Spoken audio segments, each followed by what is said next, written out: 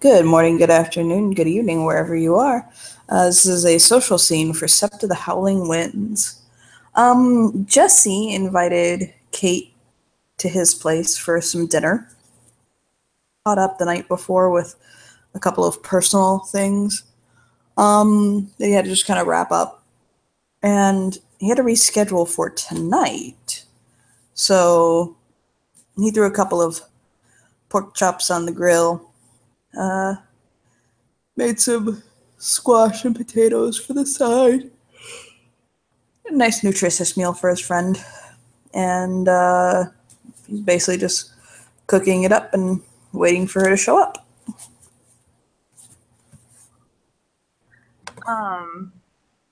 Kate arrives. She was just dropped off. We can say she either caught a cab or is taking Uber or something. But she's dropped off and she sort of straightens up what she's wearing, which is, just a light-colored little sundress. Pretty simple.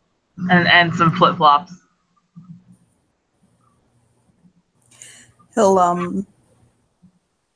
He actually managed to get his own place, although he loves to Sept. He doesn't love it that much, which is probably what he was doing the night before. So it's basically just a small, studio-style apartment. Nothing too much room needed, so yeah. When she knocks or does, however, he'll pull open the door for her. He's got Foo Fighters playing softly on the radio. And he'll smile at her. She smiles back and she sort of, brushes her hair, tucks her hair behind her ear, and she says, "Oh, thank you for inviting me." Of course. Come on in.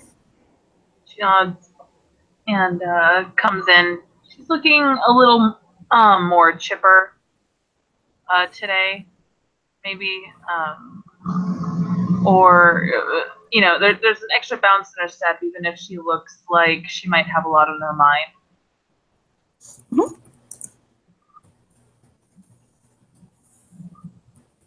You can smell the grilling pork chops and the potatoes and all that going. She smiles. It smells good.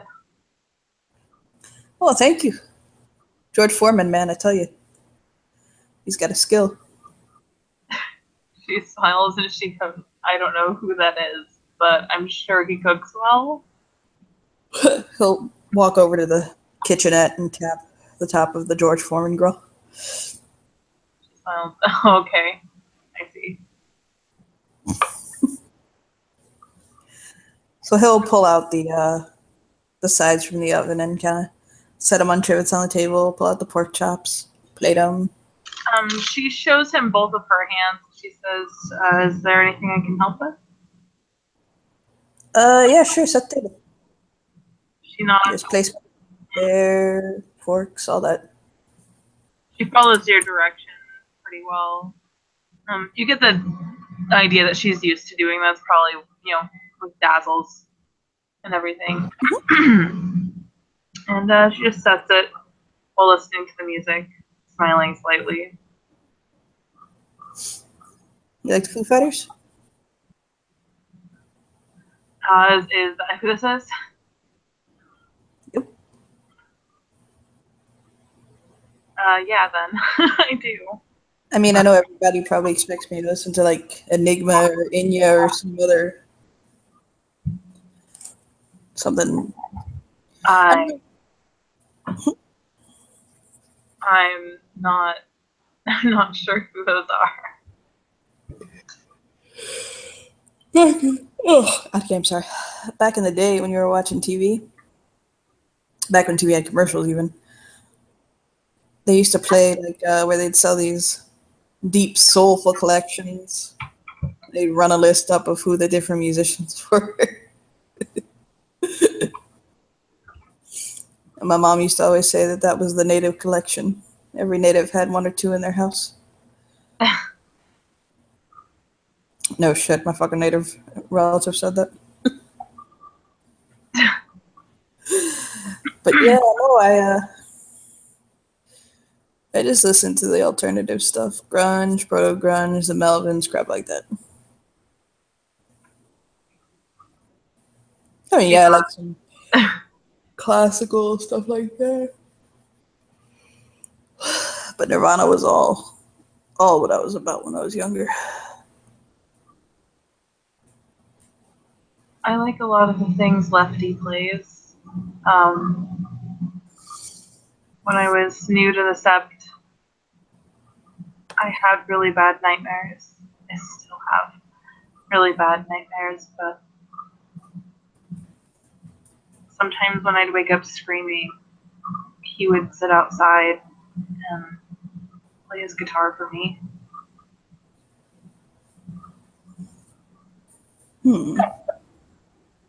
When she said Lefty's name, you noticed that the corner of his mouth turned up a little bit. When she says what? Lefty's name, she notices the corner of his mouth turns up a little bit. He and Binary were really my first friends here.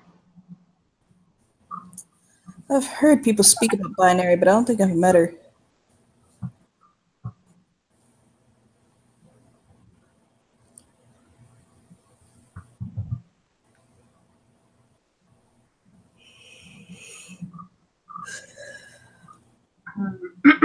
She knows a lot about computers, but she's afraid of a lot, but that's okay. She's actually really brave. I'll sit down at the table, kind of motion her to join. She does so as well. You look tense, little sister. What's wrong?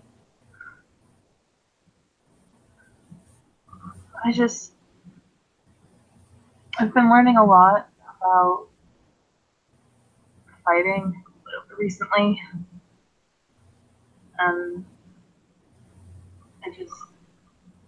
I hate that I have to hurt people, but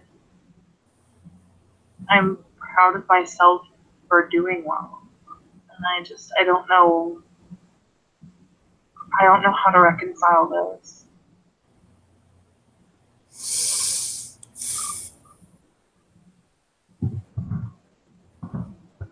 Well, who you with? Well,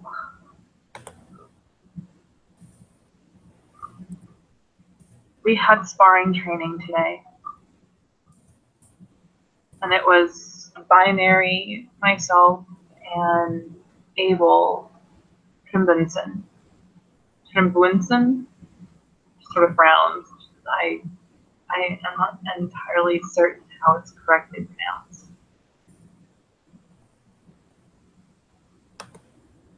But I don't know, I had to talk my friend into helping me train because we have to learn how to train, but it doesn't mean that I actually wanted to fight either of them.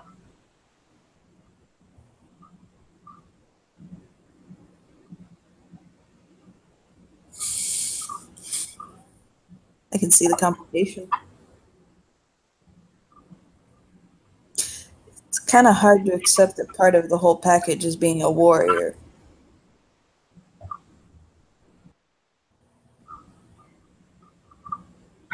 Yeah. That wasn't.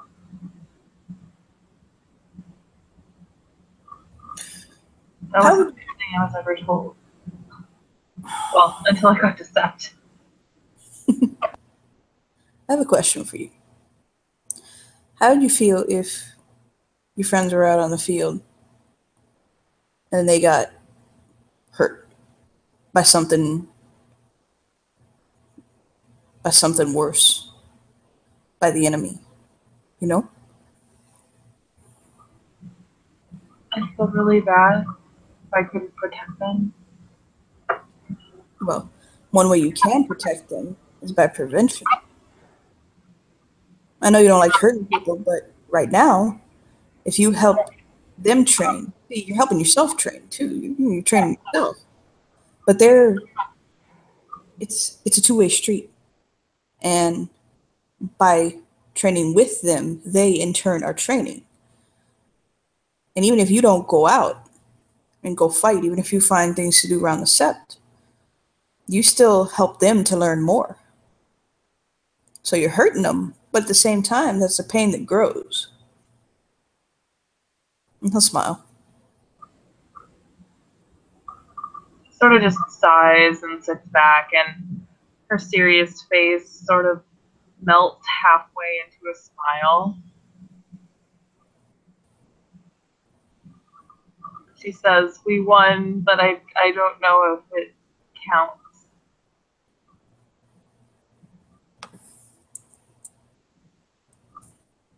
Why is that? Well, he said that the goal was to get him out of the circle by any physical means. So while he was distracted throwing binary, I redrew the circle with him outside.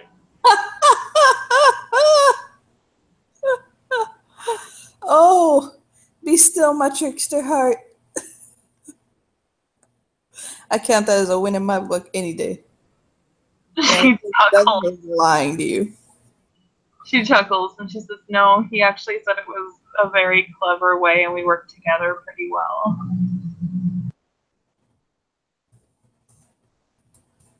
I still accidentally punched him in the face.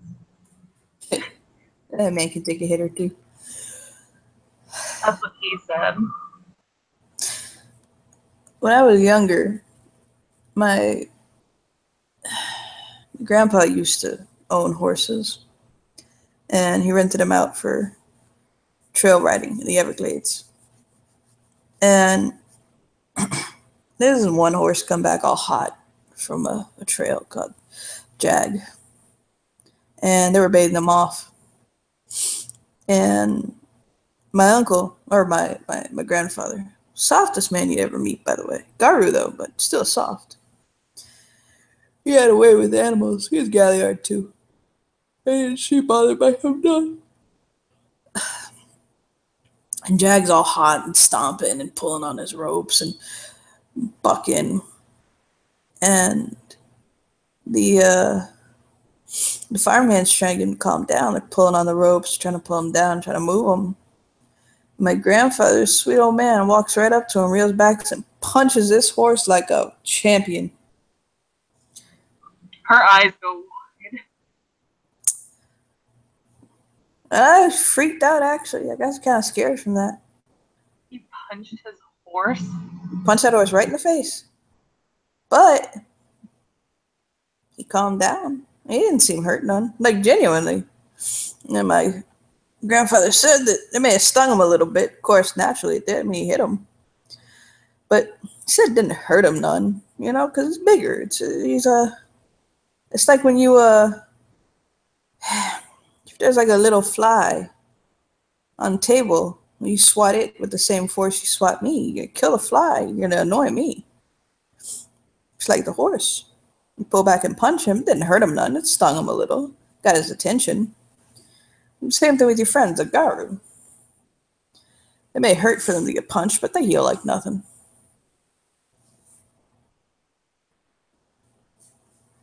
But you got a kind heart, little sister. You don't like hurting people, I can tell. She smiles. I saw a way to win without hurting him.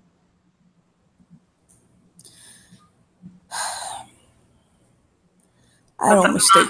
That's not going to be possible in another fight. No, not every time. Right? And there are some people who mistake your kindness for weakness.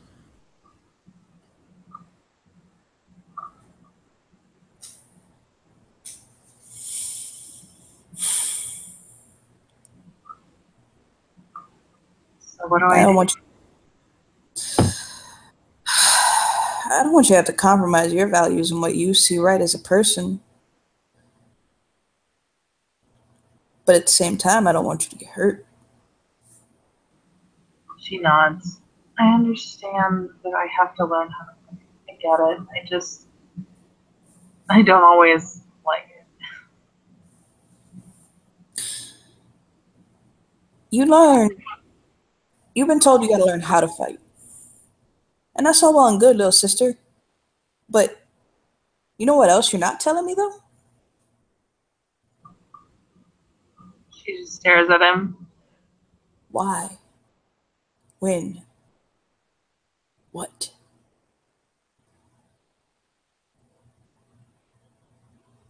You also have to learn those too. You have to learn why you're fighting, when, what you're fighting. It's not just enough to know how. I've been learning a lot about a lot of things. And I've learned about the worm a little bit. But sometimes it's just really hard for me to understand.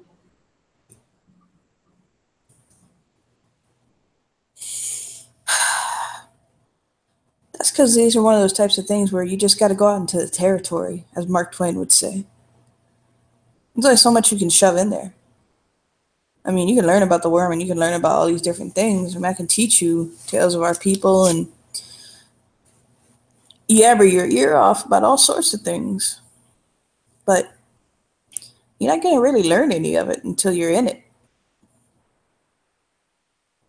I mean, there's a couple basic things you got to get down. It's good to know what the auspices are and what the different roles are. It's a really good thing to know the laws. That'll do you up quick wrong. That's why I stayed a cub for, I don't know, 10 years.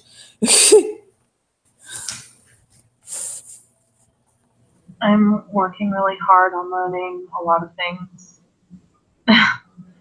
Dazzles has been very patient with me. I had to learn a lot about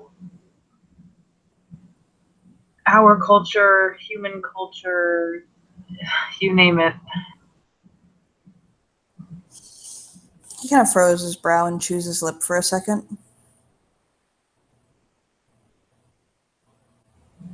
What's on your mind?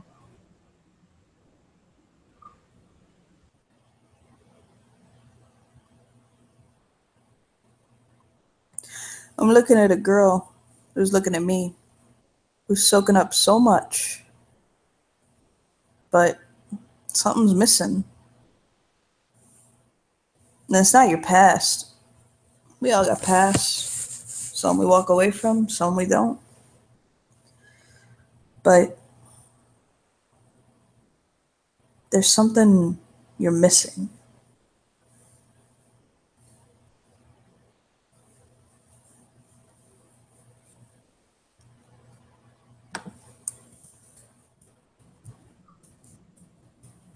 She falls absolutely silent. You can tell that she's thinking very hard about your words. She says,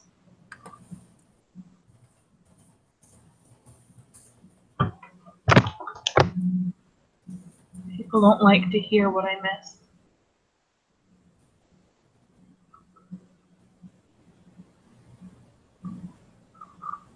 What do you miss? She swallows again, and tears start to come to her eyes.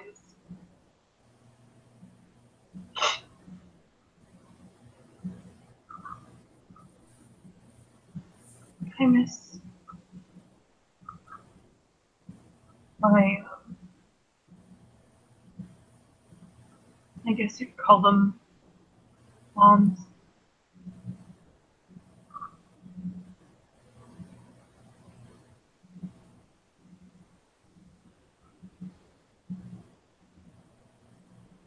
I know now that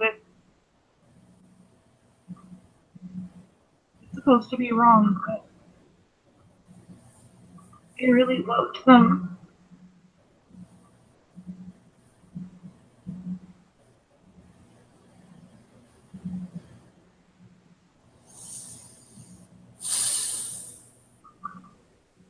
A tear or two starts rolling down her cheeks. She wipes it away.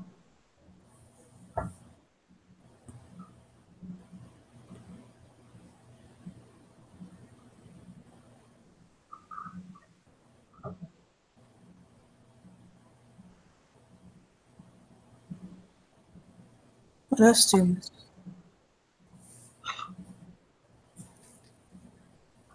I'm sorry, I didn't hear that. What? You said, what else do you miss?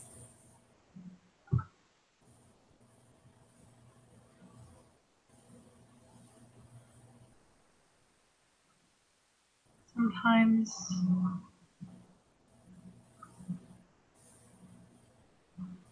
I miss the smell of that place. I know it was the smell of cleaners. I've smelled them since, but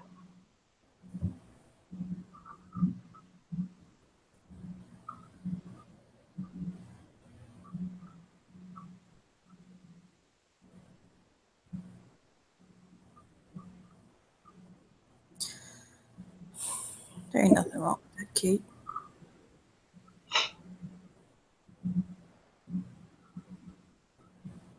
I didn't mind being owned. I didn't mind having masters. I loved them.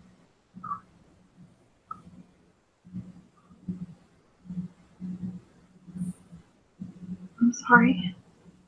What are you sorry for?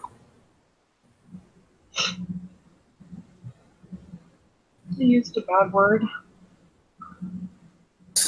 Ain't no bad word here. Just talk your heart. Say whatever you want. It made them so mad to call them that.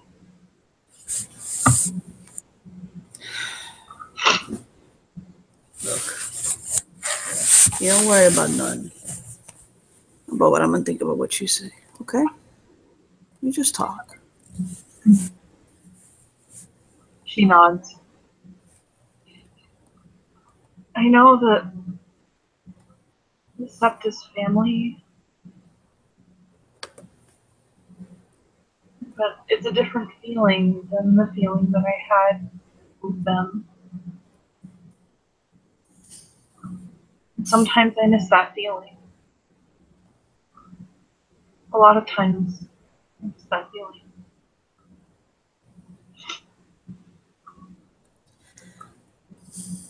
There's a comfort in having your agency decided for you, not having to make choices.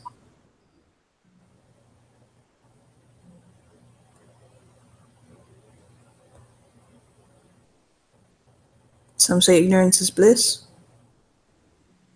Yes, I've heard that saying.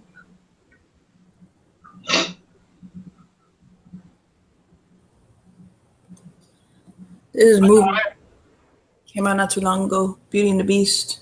There's a remake of one from when I was a little boy. And in it, they're talking about this song. It reminds me of you. Okay.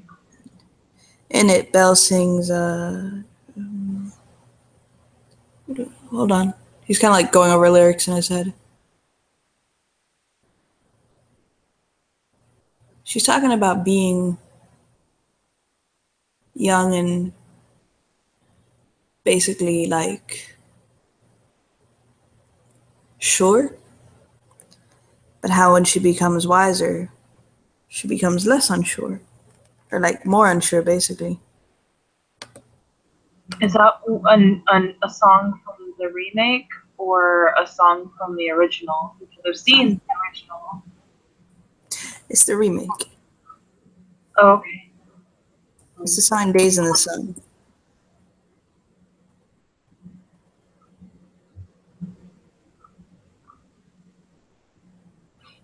It's just, he kind of chews his lip for a second, like kind of trying to think about it. I might have kept looking for the lyrics.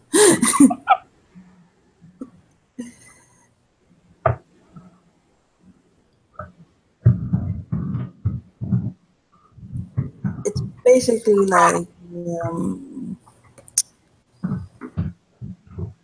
I was innocent and certain, but now I'm wiser and unsure.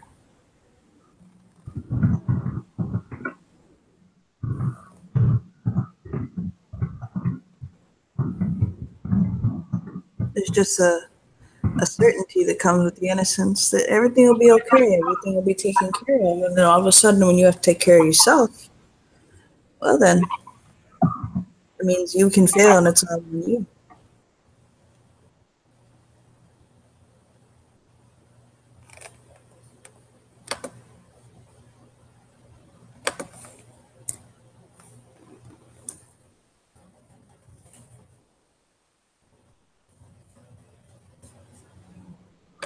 She sort of just smiles and she looks out towards the grill.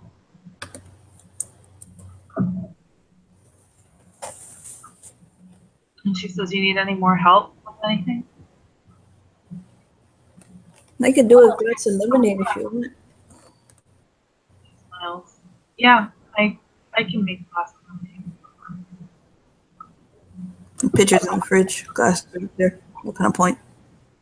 She smiles and goes for it. He'll basically let her have a moment. It seems like she needs to process for a second. Yeah. Some pretty heavy bombs have been dropped today. So there's a lot of that, as she's walking over, she's thinking about how this isn't something that she ever really talks about. And she doesn't know.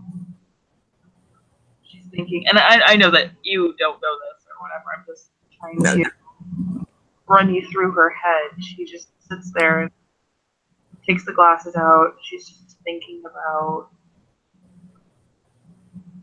how she doesn't know if it's a good thing or a bad thing that she can trust someone like this, because it means that they can hurt her with it. And although no one has, it doesn't mean that they can't. So she sort of just ends up deciding that eventually she's going to have to trust people,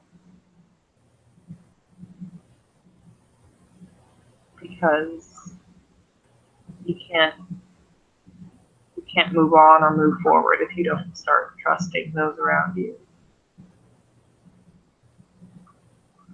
And then she places a full glass of lemonade in front of you and in front of herself. After having to put it back in the fridge.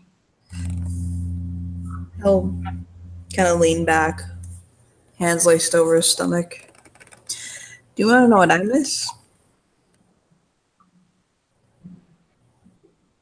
Sure. It's two things, really.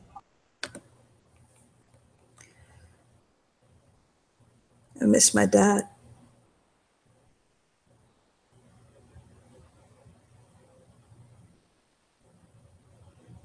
I miss him a lot.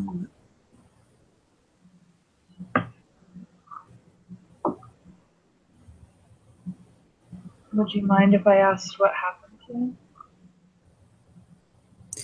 Heart attack. He died of a heart attack a couple months ago. I'm sorry to hear that.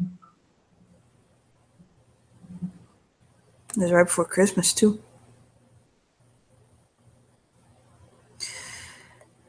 I miss him and my mom. My mom's still with us. She's somewhere off in Europe. She went traveling after he passed away. But I miss seeing them together, you know? Living life together. He'd always make her coffee in the morning when she was making breakfast.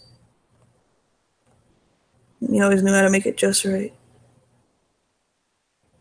I think that was one of the first things that really, really, really struck me. The morning after he died, after he passed away, we went home, she went back to bed. And she couldn't sleep. She had to sleep on the couch. She couldn't sleep in the bed they shared. And the next morning, I was sitting at the kitchen table and I heard this cry leave her, like her heart had shattered in 1,000 pieces. And I look up, I said, "Mom, what's wrong, Mommy?" And she said, "I don't have any coffee."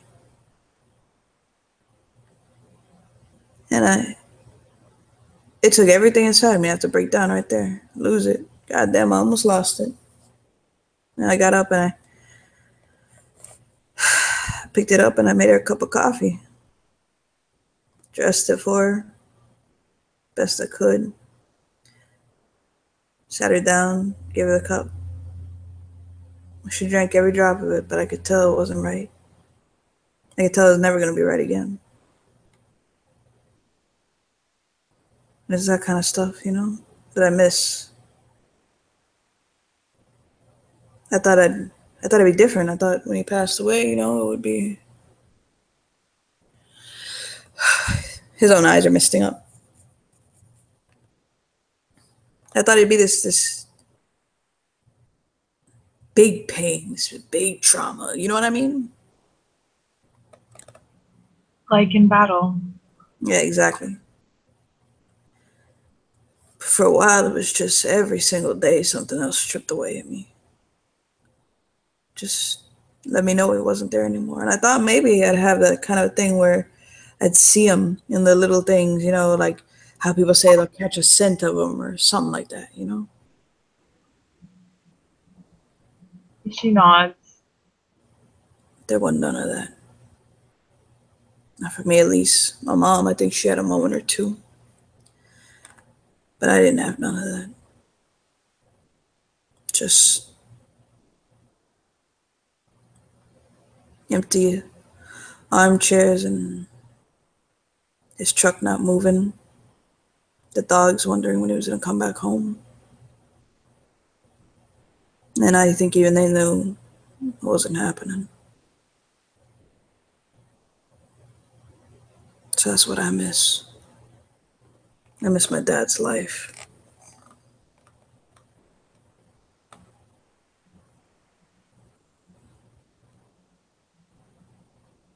After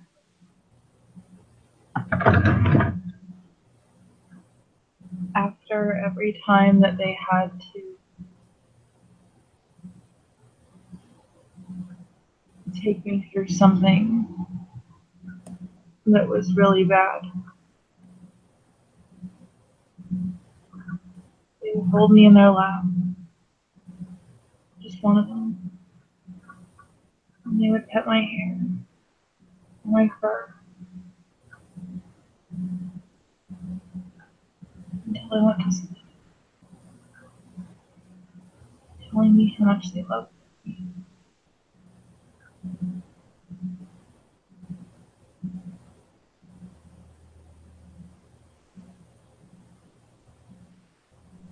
I miss that a lot.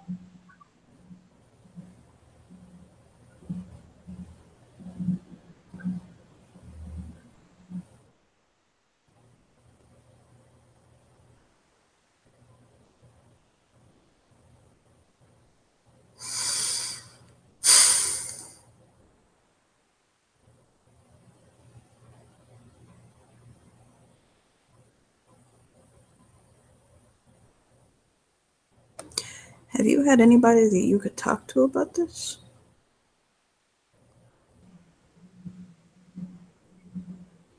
Face just sort of falls.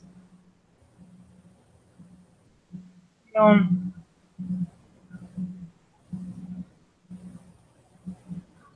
always get mad when I do. I don't like hearing how much I still love them. For a long time, I was really hurt because they came in and took me from my family until they started becoming my family.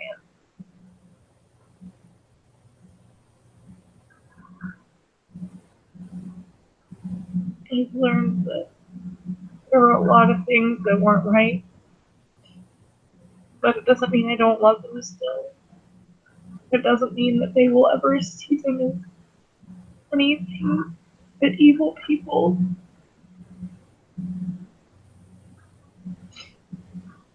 They fed me. They took care of me.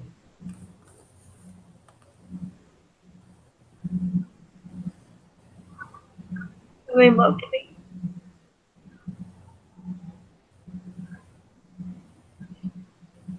We don't like hearing that. So, she sort of just brushes her nose with the back of her hand. I haven't really had anything.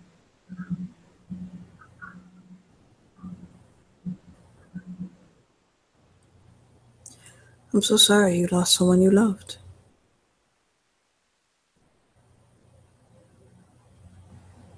And I'm thankful you had those brighter moments that could leave you to a place where you had some love. I would have been horrified to think that you had gone through life not knowing any love or affection or care.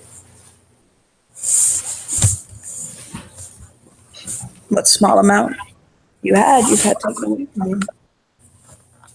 Kate's tears start flowing more and more freely.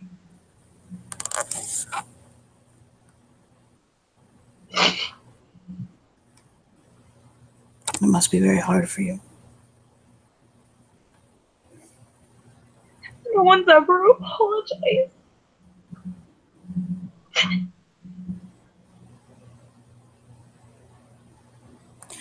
He'll lean across the table and he'll take her hand in his and just hold it for a moment. She sort of just sits there, her head on one of her hand, her other hand holding yours, just sort of letting it out, just crying. I mean, he will let her cry as long as she needs to.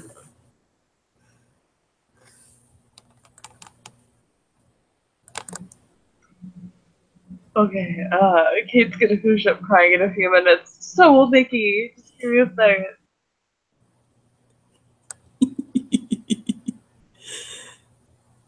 He'll basically just hold her hand and let her have her moment, let it all out. He's just sitting there quietly watching her, not judgmentally, not staring her down, just letting her process her moment, letting her have her time. She stands up and takes a couple of steps over to you and wraps you in this big hug, even though it's a little bit awkward for her. You can tell that she's not used to doing the hugging. She's not used to doing the hugging of the people. This man, envelops her. He gives her, the warmest, most loving hug he possibly can. And just holds her for as long as she wants to be held.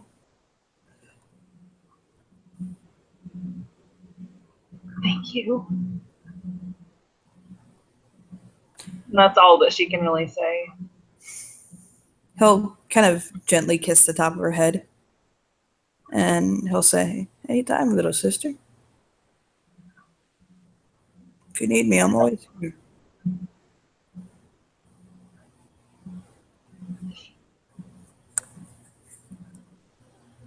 She sniffles a little and smiles as she says, I think we really need to turn the park over. He'll nod.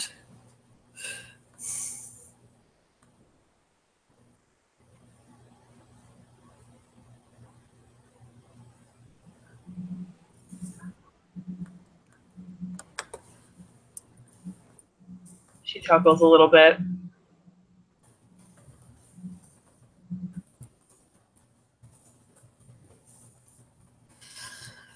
So other than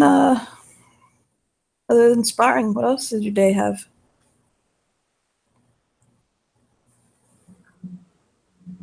A lot of chores today, which I don't mind at all.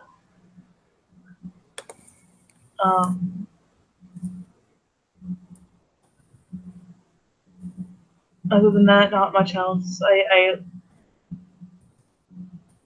When I first got here, one of the first things I learned how to do was swim. She starts chuckling a little bit. She sits back down in her chair.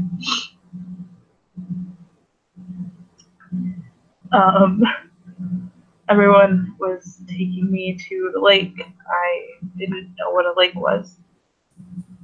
I'd never seen a body of water so big. And they told me to just jump in. And they didn't know that I couldn't swim. Oh my. So I started thinking. And that's the day I learned how to swim lefty style. I can imagine that was probably that old sink or swim thing personified. Well, they dragged me out and then taught me properly. I'm glad for that.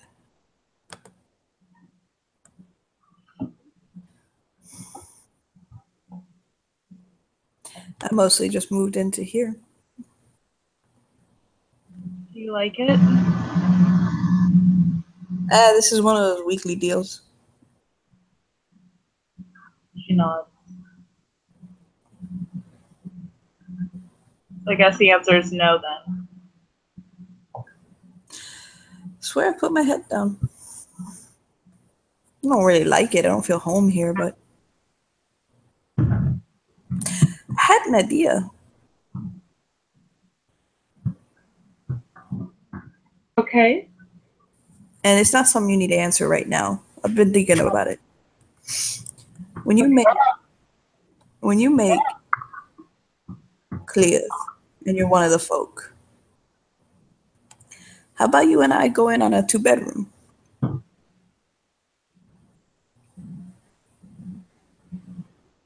If Dazzles says it's okay, then I might really like that.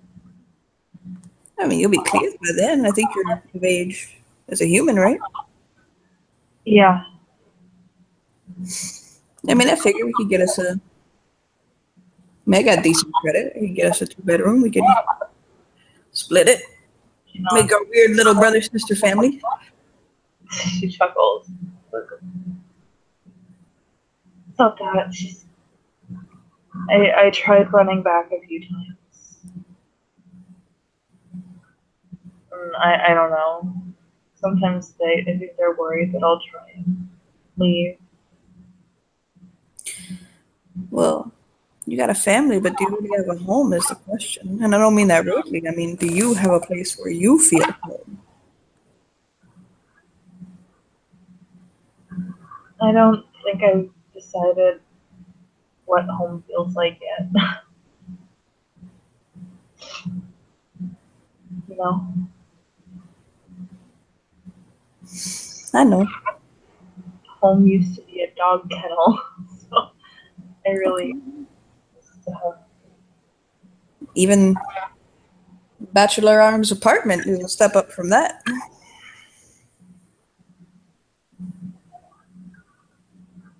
She smiles.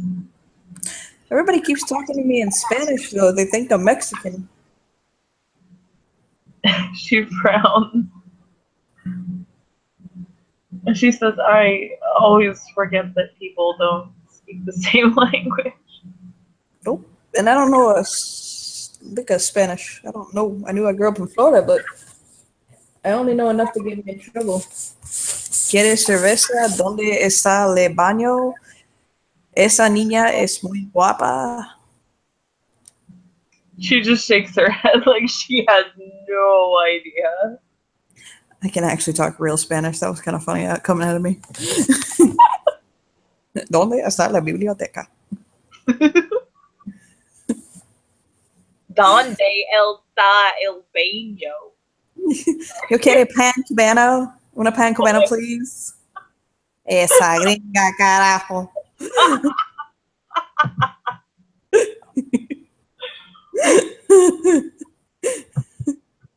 Back to scene.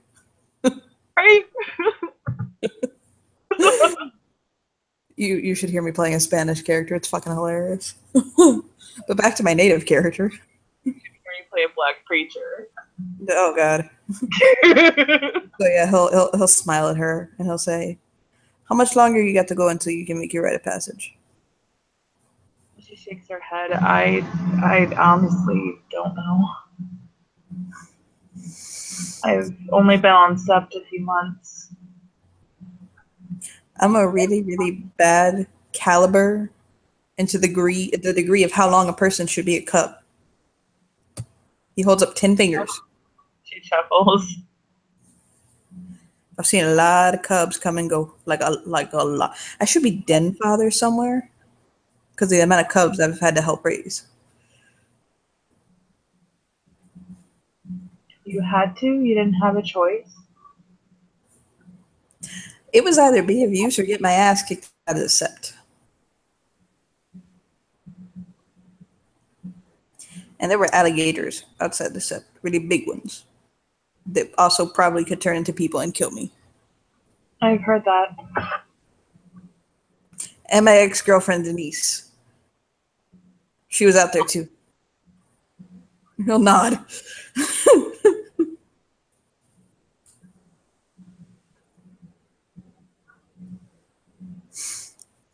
And my ex-girlfriend Giselle. And my ex-girlfriend Tanya. And my ex-boyfriend Simon. He'll nod. They were all up there.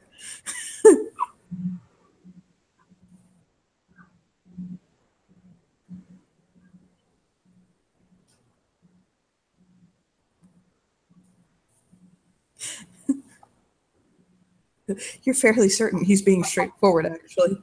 Yes. Yes, she is.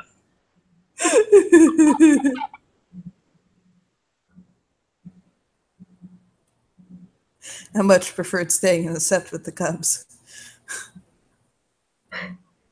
Simon was a really big guy, like orca big.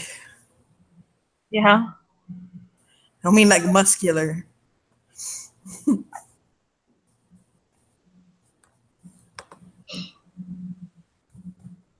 I'm sorry if I'm not. I'm sorry if I'm not talking very much.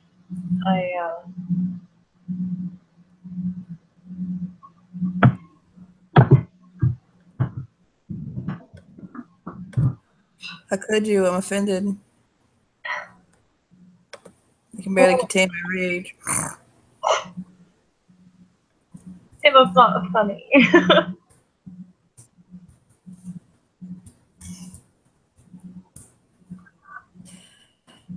I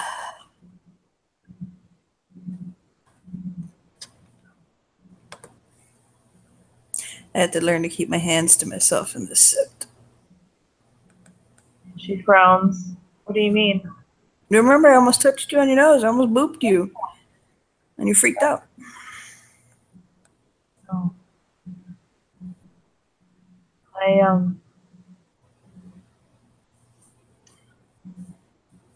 I'm not very used to human contact. It's not. Jesse's not going to point out in this conversation they have held hands and hugged, but he's thinking it. Yes, I know. Because before Sept, it was just something that I just didn't get or do ever. So sometimes it makes me really uncomfortable. I get that.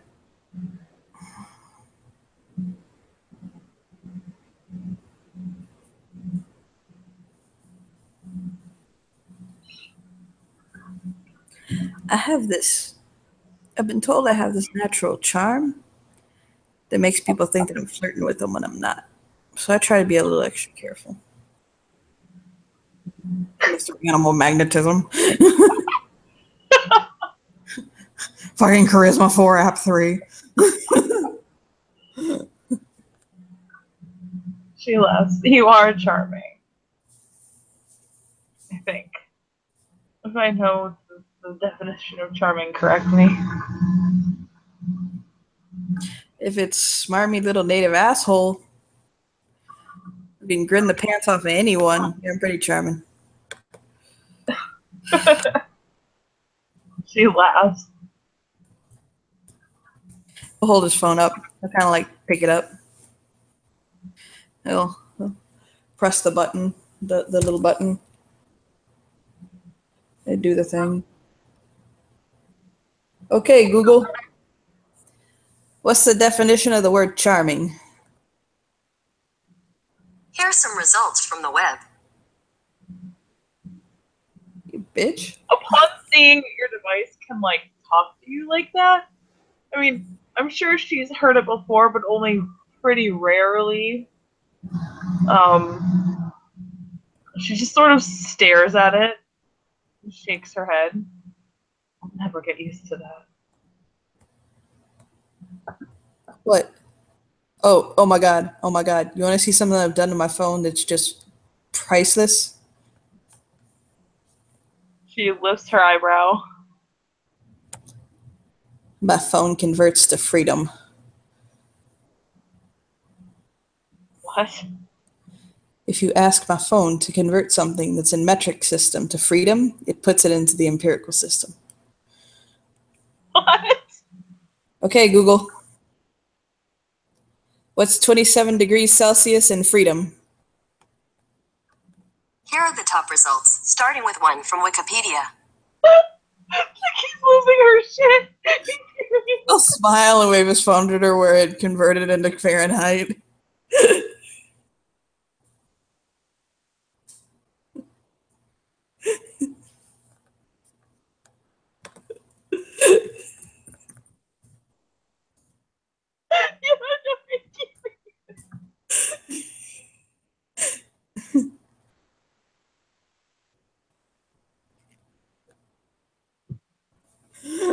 She looks over at him and she says, I don't get it. Okay, Google. Pay attention, woman. He'll yell at his phone. Okay, Google. Explain what freedom is. Here are some results from the web. What does true freedom look like? What is this? He kind of flipped through his phone. Ike bin Berliner? What? You're a donut. Let's put his phone down. Okay, enough of you. I've had enough Weaver for the day.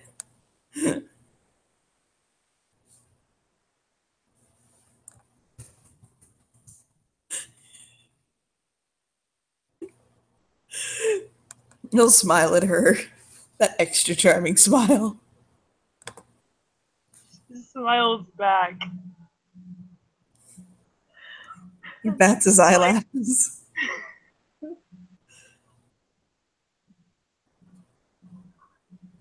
And she says, that's pretty clever.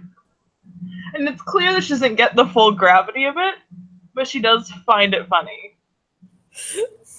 He'll smile.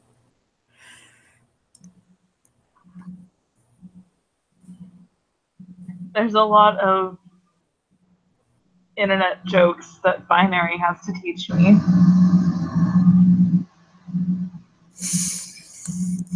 I'm not that like great with computers and phones and all that, but I kept getting tired of seeing everything in metric and not understanding it. So I was just like, yeah, fuck it. I'd rather teach my phone how to convert than teach myself how to convert. She nods. It's definitely worth it, Esther. Even if it's not a permanent solution.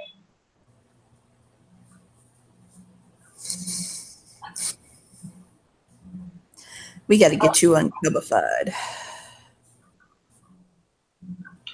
You gotta get me what? Uncubified. What do you mean? Gotta get you all cleared. Right. Okay. Little sister.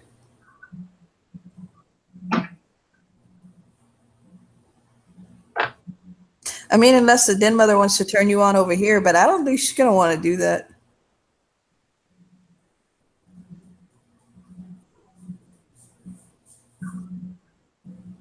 Okay. Nobody should actually give me guardianship of anything that should be considered a responsible duration. No. No. Well, that's bad. That's really bad. She laughs again. I can barely take care of myself.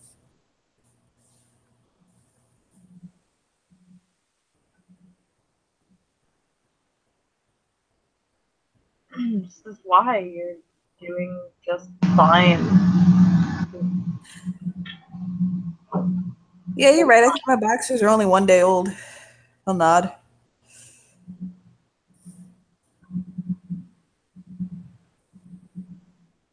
I didn't do anything important yesterday. What do you want?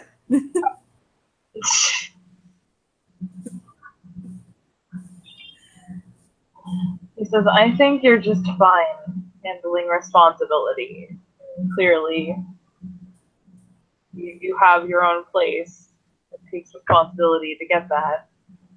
I don't have to work. You have to keep that in mind. Well, I mean, I do chores, but aside from that, I don't have to work. I get money for being native. He smiles. God, the Seminoles get so much money out of game. She frowns. You can receive money for having heritage. When your heritage has been wiped clean off of the earth by white men, hell yeah, you can, especially when you decide to buy the entirety of the Hard Rock line and build a big old shiny edifice to capitalism as a casino on your land, tricking all the white man out of its money. Yes, yes, you can, in fact, get money for your heritage. I'm so sorry. I love you, everybody.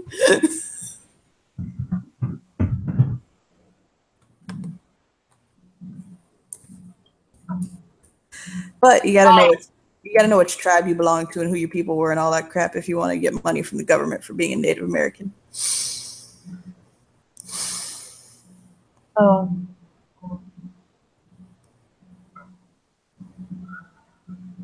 I don't know. I'm not sure if I want to know. I mean,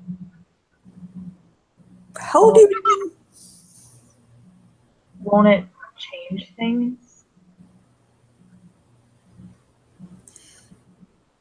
How old are you? I'm not entirely sure.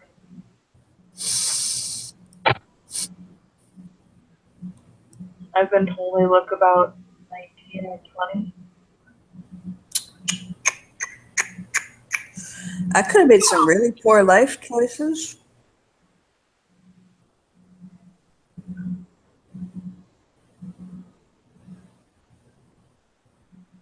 You and I can always knock up a Talon, some little trick a paternity test, get you registered with the tribe, get you listed as my kid.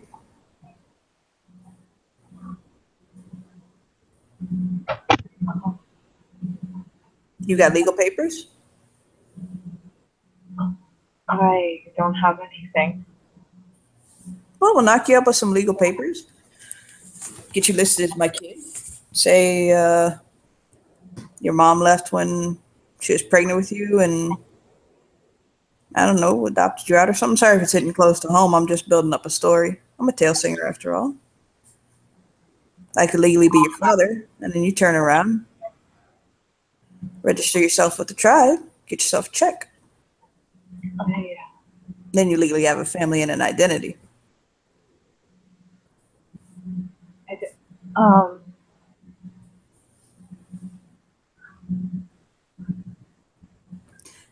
36, I'm old, technically. Can I think about it? That what I was first off, hold on. Let me be like abundantly fucking clear that I was 70% joking and 40% serious. I think that makes 10, right? That make 110. Whatever. I was mostly joking, but now that it's out there and on the table, I'm actually thinking it may not be the worst idea.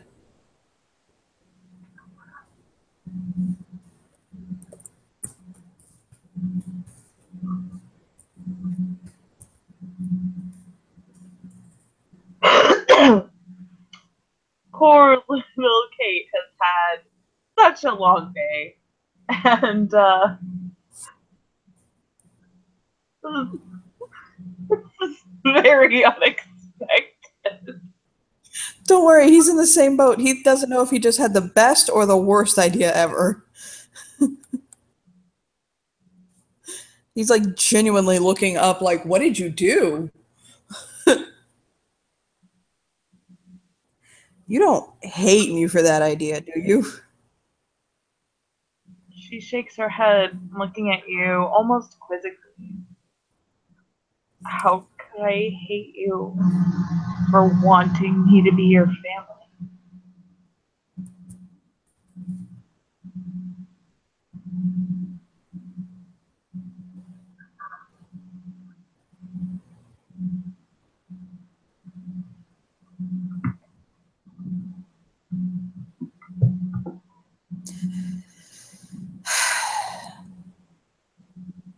You just remind me of what it could have been had I maybe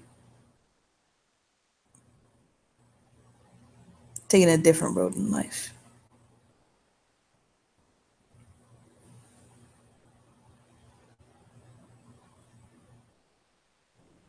She nods. She says, and when I wonder about the kind of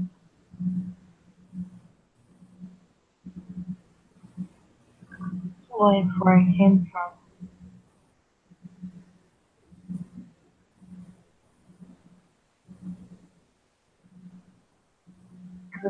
I don't remember anything before being a wolf, and I should.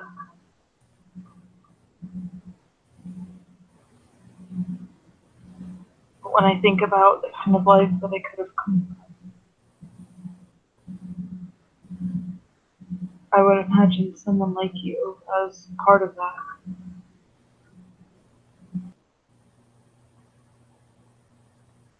His heart melts.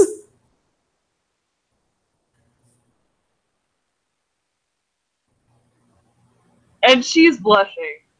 So, you know.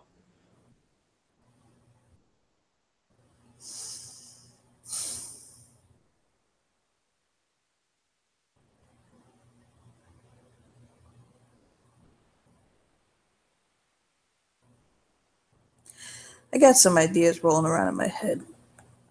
None I want to bring to light right now, but give me a day or two to think on them and I'll come back to you and talk to you. She nods. Yeah, I think that'd be a good idea.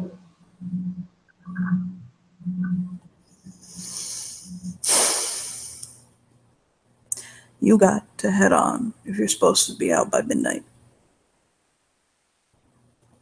It's getting late. She nods. Oh, yeah.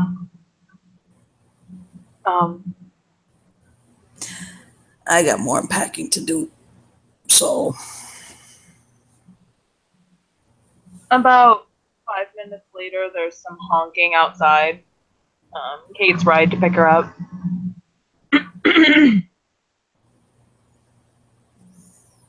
And, sorry, when it gets there, she hugs you. I'll hug her back very deeply and like warmly. Yeah, he can tell it's still something she's pretty awkward at doing, but, you know, with some practice. He'll fluff her hair. You be good, okay? You too. Troublemaker. If I'm a troublemaker, you get it from me. And walks out the door to catch her Uber ride. He'll wave at her. She'll wave back. smiling, get in the car. He'll shake his head as he goes back in the house, silently chiding his spiritual coyote inside himself like, you son of a bitch. She has a lot to think about on her ride back to Sept, and tonight, as she lays in bed, awake for a while. So he'll just get to thinking and formulate. He's trying to pull all of these wild thoughts that are running together in his head to a cohesion. So with that, I believe we can end the scene. Thank you, players, for playing, and thank you, watchers, for watching. Night.